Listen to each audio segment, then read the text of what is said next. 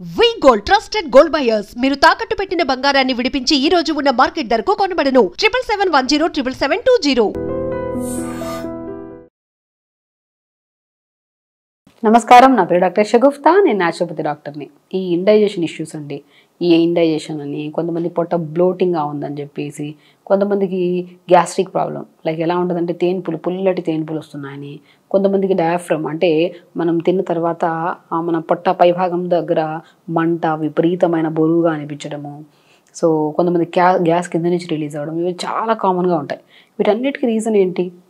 Indigestion. అంటే మనం తిన్నది అది డైజెషన్ కాకుండా అరగకపోవడం వల్ల వచ్చే ఇష్యూస్ అవన్నిటిని మనం గ్యాస్ట్రిక్ ప్రాబ్లమ్స్ అని, గ్యాస్ట్రైటిస్ అని, ఒకవేళ గ్యాస్ట్రిక్ ప్రాబ్లం అధికమైతే గ్యాస్ట్రైటిస్ అంటే ఇన్ఫ్లమేషన్ ఎక్కువ అవుతుంది లోపల.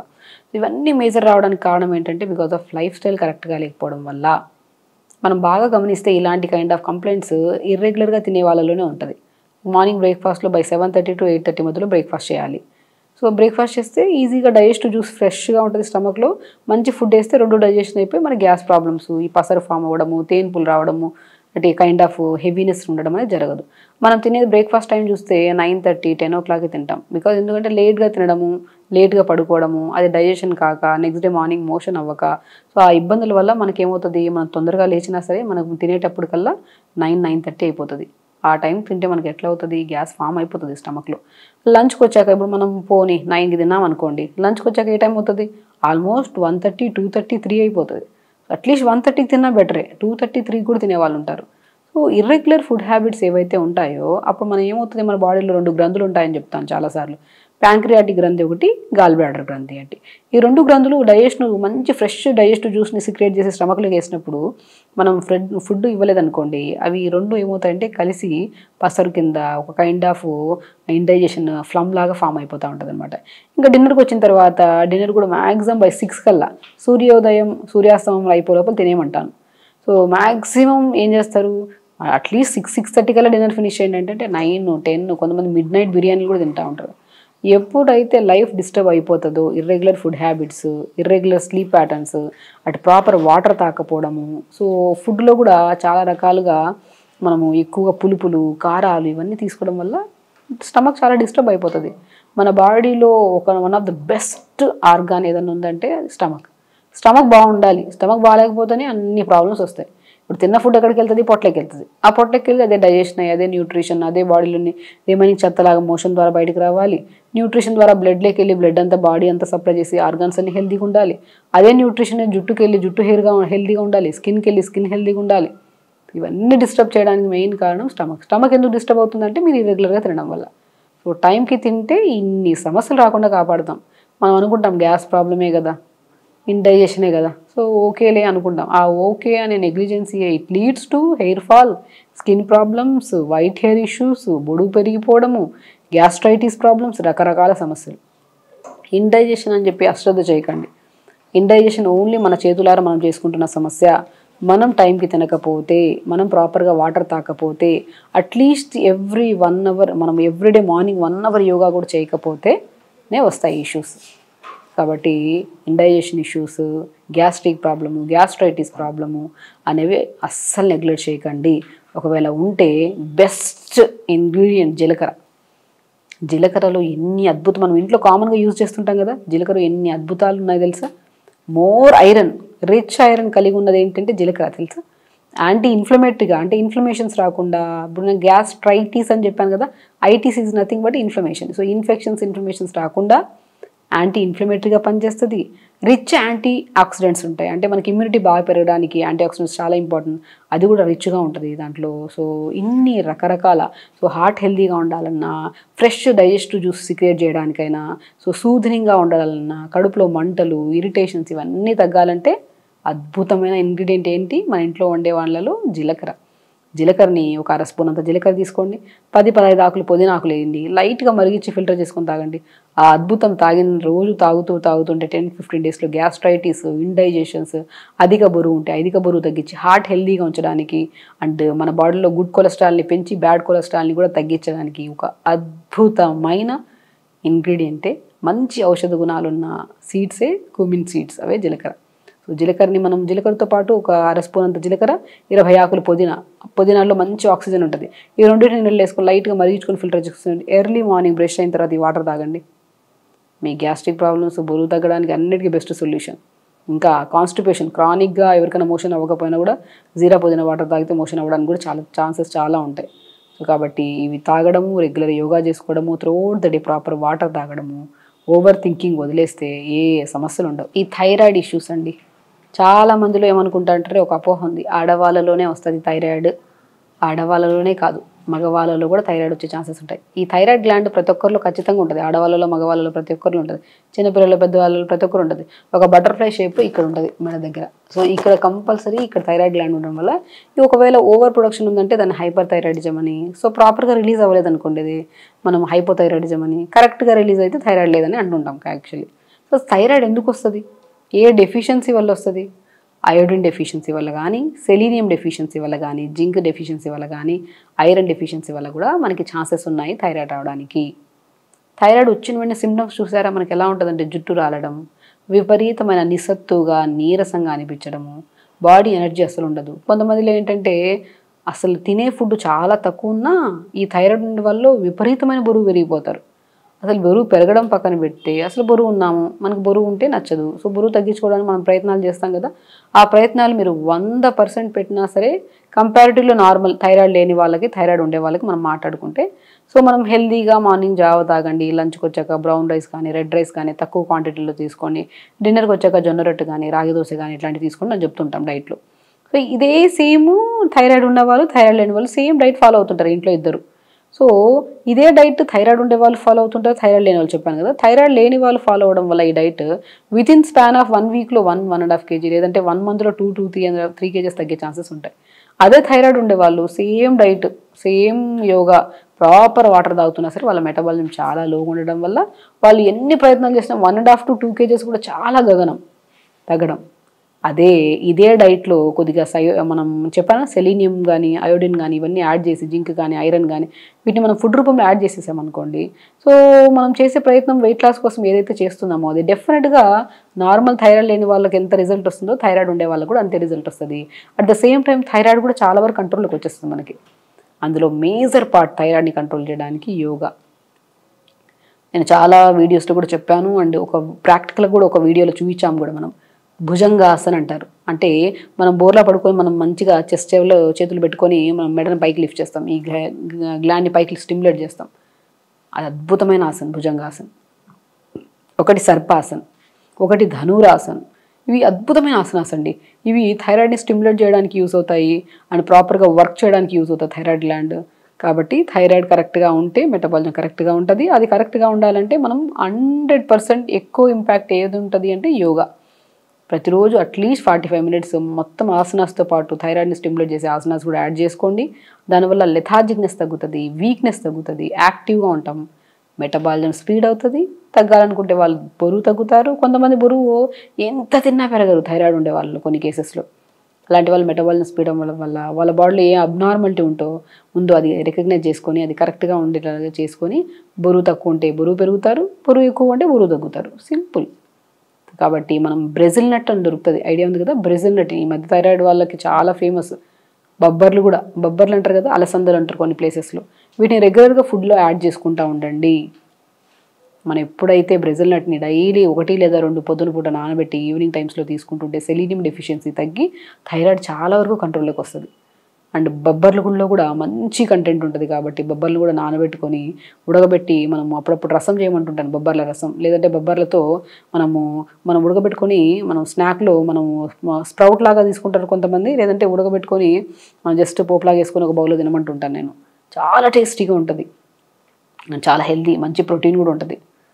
సో కాబట్టి చాలా ఇంపార్టెంట్ అండి. థైరాయిడ్ ఉంది అని చెప్పేసి అరే అసలు డోసెస్ పెరుగుతున్నా 12.5 mcg నుంచి కొంతమంది 100 mcg వాడుతుంటారు, 100 mcg 2 times వాడే వాళ్ళు ఉంటారు. సో రకరకాల డోసెస్ పెరుగుతూనే ఉంటుంది. థైరాయిడ్ అన్కంట్రోల్గా పెరుగుతూ ఉంటుంది కొంతమందికి, బికాజ్ లైఫ్ స్టైల్ కరెక్ట్ చేసుకోలేదు, యోగా ప్రాపర్గా చేయలేదు, అండ్ ప్రాపర్ వాటర్ ఇంటేక్ లేదు, ఓవర్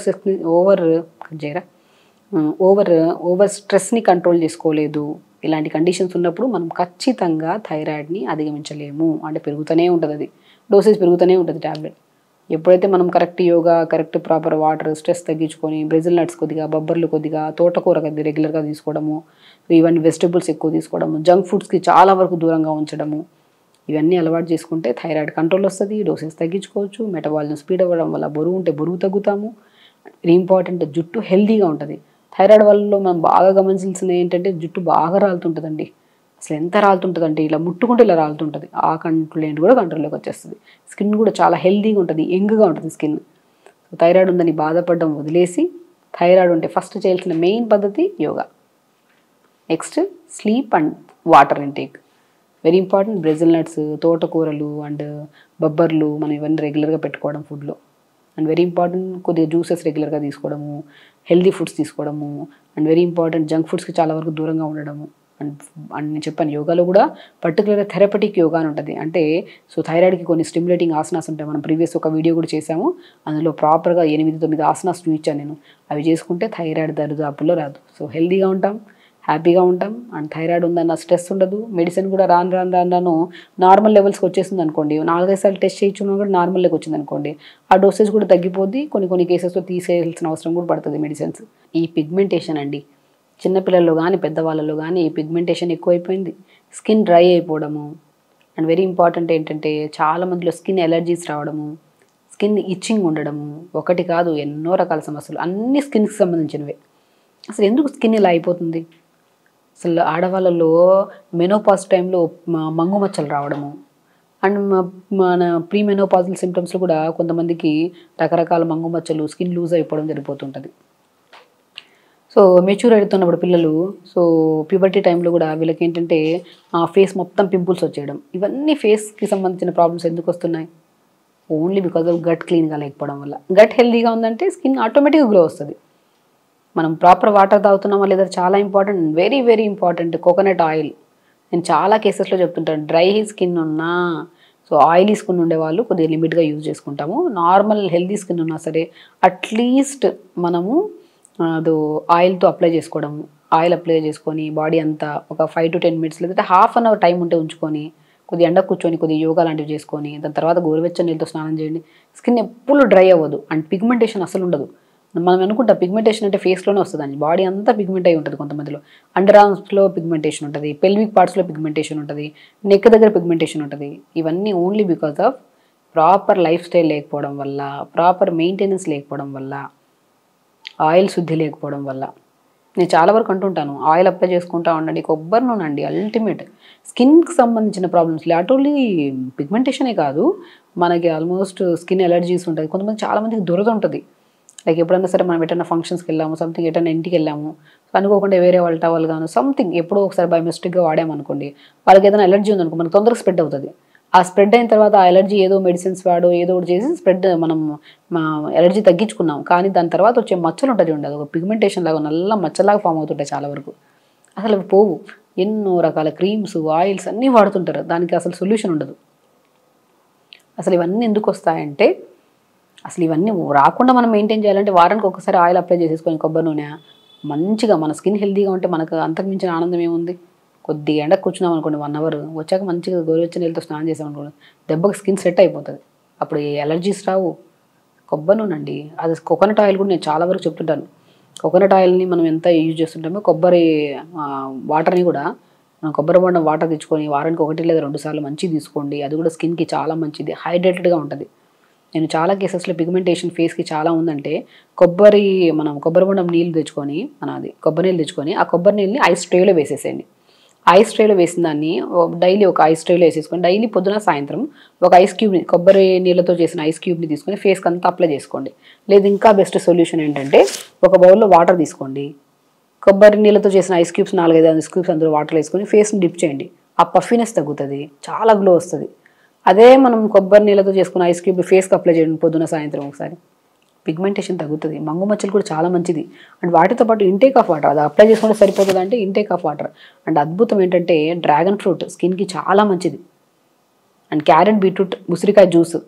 చాలామంది చెప్తుంటాను పిగ్మెంటేషన్ ఎక్కువ ఉందనుకోండి, ఫుడ్ రూపంలో ఇంకేమైనా చెప్పండి మేడం అంటుంటారు. కోకోనట్ వాటర్ ఎంత అద్భుతంగా పనిచేస్తుందో, ఒక పావు క్యారెట్, పావు బీట్రూట్, ఇంత ఉసిరికాయ ముక్క, 1 గ్లాస్ నీళ్ళు వేసుకొని వేస్తే ఇక పుదీనాకులు వేయండి, ఇంకా బాగుంటుంది. ఒక గ్లాస్ నీళ్ళు వేసి మిక్సీ పట్టేసి గుజ్జంతా పెట్టేసి డైలీ ఒక గ్లాస్ జ్యూస్ తాగండి. మనం ఎప్పుడైతే పిగ్మెంటేషన్కి ఇవి అవి అప్లై చేసుకుంటామో దానికంటే ఎక్కువ ఇంపార్టెన్స్ ఇవ్వాల్సింది ఫుడ్కి. ఈ ఫుడ్ని మనం ఎక్కువగా తీసుకొని ప్రతిరోజు 1 స్పూన్ పంకిన్ సీడ్స్ తీసుకోండి. ఇంతే, ఈ 2 పర్ఫెక్ట్గా చేయండి. అండ్ ప్రాపర్ వాటర్ ఇంటేక్ తీసుకోండి. ఆటోమేటిక్గా పిగ్మెంటేషన్ పోతుంది. సో పిగ్మెంటేషన్ అని చెప్పి రకరకాల ఆయిల్స్, రకరకాల క్రీమ్స్, ఇప్పుడు ఏదన్నా ఒక బ్రాండ్ కనపడుతుంది ఏదైనా ఛానల్లో అంటే మనం ఏదైనా టీవీలో మనం అది ఎంత కాస్ట్ ఉంటుందో చూసుకోం. జస్ట్ ఆర్టిఫిషియల్ అని మనకు కూడా తెలుసు. సో ఆర్టిఫిషియల్ అని మనకు తెలుసు అంటే ఆ ఆపోజిట్ పర్సన్ ఎవరైతే వాడుతున్నారో వాళ్ళకు కూడా అంత ఇంపాక్ట్ ఉండదని మనకు కూడా తెలుసు. కానీ మనము ఆ న్యాచురల్ గ్లోని బయట నుంచి చూసేసి కొనేస్తూ ఉంటాం. రకరకాలవి. నేను ఇప్పుడు చాలామంది పిల్లలు, అమ్మాయిల్లో యంగ్స్టర్స్ చాలామంది వస్తుంటారు పిగ్మెంటేషన్ ఉందని. వచ్చినప్పుడు నేను ఫస్ట్ ఈ క్రీమ్ వాడారంటే వాడేసాం. అలాగే ఆల్మోస్ట్ 4-5 బ్రాండ్లు చెప్పేస్తారు మనకు వాడేసామని. నేను ఏమంటారంటే వాటన్నిటికంటే ఇంపార్టెంట్ మంచి కొబ్బరి నీళ్ళు తెచ్చుకొని ఐస్ క్యూబ్లు చేసుకొని పొద్దున, మధ్యాహ్నం, సాయంత్రం 3 పూట కుదిరితే అప్లై చేసుకోండి. లేదంటే 2 పూటలు సరిపోతుంది. ఫేషియల్ యోగా ఉంటుందండి, చాలా మంచిది. ఏది అప్లై చేసినా సరే కొబ్బరి నేను అప్లై చేసుకోమంటున్నాను కదా, మనం మార్నింగ్ పూట ఫేస్కి కానీ బాడీకి కానీ అప్లై చేసే ముందు ఫేస్కి పర్టికులర్గా మనం 2 ఫింగర్స్ ఉంటాయి కదా, ఈ 2 ఫింగర్స్ని ఇక్కడ పెట్టి ఇక్కడ పుల్ చేయండి. మంచిగా ఇలా పుల్ చేయండి, చాలా ఇంపాక్ట్ ఉంటుంది. పుల్ చేయండి. మళ్ళీ ఈ ఫింగర్స్ ఇక్కడ ఉంటుంది కదా, ఇక్కడ నుంచి తీసుకొని ఇక్కడ వరకు మంచిగా ఇలా మంచిగా ఇలా ఇక్కడ నుంచి ఇక్కడ వరకు మంచిగా పుల్ చేయండి. దాని తర్వాత ఈ ఫింగర్ ఉంది కదా, లిప్ కింద నుంచి తీసుకొని పైకి ఇలాగ మంచిగా 20 టైమ్స్. మళ్ళీ ఐస్ దగ్గర నుంచి తీసుకొని clock wise, anti clock wise. తర్వాత ఫోర్ హెడ్ దగ్గర ఇలా అనుకోవడం. తర్వాత బెలూన్ లాగా చేసి 2 ఫింగర్స్ పెట్టి ఇలా ప్రెస్ చేయడము. తర్వాత ట్యాప్ చేసుకోవడం ఫేస్. బెస్ట్ థింగ్స్ అండి. మనం చెప్తున్నాం కదా, ఫుడ్ పరంగా మనం ఎంత ఇంపార్టెన్స్ ఇస్తామో ఫేస్లో ఆ గ్లో రావాలన్నా, ఫేస్ ఒక టైట్నెస్ ఉండాలి, యంగ్గా ఉండాలి, యాంటీ ఏజింగ్గా ఉండాలన్నా సరే ఫేషియల్ యోగా చాలా ఎఫెక్టివ్గా ఉంటుంది. ఆ ఫేషియల్ యోగాలో ఇప్పుడు మనం చెప్పిన సింపుల్ టెక్నిక్స్ చేసుకుంటూ మంచిగా నీళ్ళు బాగా తాగాలి. మనం ఎన్ని టెక్నిక్స్ చేసుకోండి అది కొన్ని రోజుల వరకే. అదే నీళ్ళు ప్రాపర్గా తాగుతూ ఫుడ్ మంచిగా తీసుకుంటూ వెజిటబుల్స్, ఆకుకూరలు బాగా తీసుకుంటూ, and very important carrot, beetroot, ఉసిరికాయ జ్యూస్ కంపల్సరీ తీసుకోవాలి. దానివల్ల హెయిర్కి మంచిది. అండ్ యాంటీ ఇన్ఫ్లమేటరీగా ఎన్నో రకాల రోగాలు రాకుండా కూడా మంచిది. అండ్ ఎన్నో రకాల క్యాన్సర్స్ రాకుండా కూడా కాపాడుతుంది. క్యారెట్, బీట్రూట్, జింజర్ వేసుకోవచ్చు, ఉసిరికాయ కూడా వేసుకోవచ్చు. అండ్ వెరీ ఇంపార్టెంట్, ఉసిరికాయ ఏంటంటే చాలా మంచిది. సో దాంతోపాటు మనకి స్కిన్ కూడా చాలా మంచిది, హెయిర్ గ్రోత్ కూడా చాలా మంచిది ఉసిరికాయ. సో మనం తీసుకుంటున్నాం జ్యూస్. ఇప్పుడు చెప్పినట్టు మూమెంట్స్ చేసుకుంటున్నాం, నీళ్ళు ప్రాపర్గా తీసుకుంటున్నాం. అండ్ పొద్దున లేచిన వెంటనే ఒక బౌల్లో వాటర్ తీసుకొని కొబ్బరి నీళ్ళతో చేసిన ఐస్ క్యూబ్ 4-5 వేసుకున్నా పర్లేదు. దాన్ని ఫేస్ని అలా డిప్ చేయండి. 1 మంత్ క్రమం తప్పకుండా చూడండి, చేయండి ఖచ్చితంగా. చేసిన తర్వాత ఇదే వీడియో కింద కామెంట్ బాక్స్లో కామెంట్ చేయండి. 100% రిజల్ట్ ఉంటుందండి డెఫినెట్గా. 1 డే 2 డేస్ చేసి ఆపేస్తే మాత్రం దాని ఇంపాక్ట్ ఉండదు. Will take time. చేసుకుంటూ ఉంటే బాడీలోకి వెళ్ళాలి, ఫుడ్ డైజెషన్ అవ్వాలి, బ్లడ్ కింద కన్వర్ట్ అవ్వాలి, ఆ బ్లడ్ బాడీ మొత్తం వెళ్ళాలి. మనం చేసే ప్రతి ప్రొసీజర్ బాడీ మీద ఇంపాక్ట్ ఉండాలి. ఎప్పటి నుంచో సఫర్ అవుతున్న కంప్లైంట్ ఇమీడియట్గా తగ్గదు న్యాచురల్ ప్రాసెస్లో. బట్ ఒక్కసారి తగ్గిందంటే పర్మనెంట్ సొల్యూషన్, మళ్ళీ రాదు. సో ప్రాబ్లం ఉంది అని చెప్పేసి బాధపడే బదులు దానికి ఒక సొల్యూషన్ ఉంది కదా, అది పర్ఫెక్ట్గా చేస్తూ ఉంటే ఖచ్చితంగా రిజల్ట్ వస్తుంది. సో ఖచ్చితంగా చేయండి. జంక్ ఫుడ్స్కి చాలా వరకు దూరంగా ఉండాలి ఈ ప్రొసీజర్ చేస్తున్నప్పుడు. సో ఖచ్చితంగా చేయండి. హెల్తీగా ఉండండి. హ్యాపీగా ఉండండి. నమస్కారం.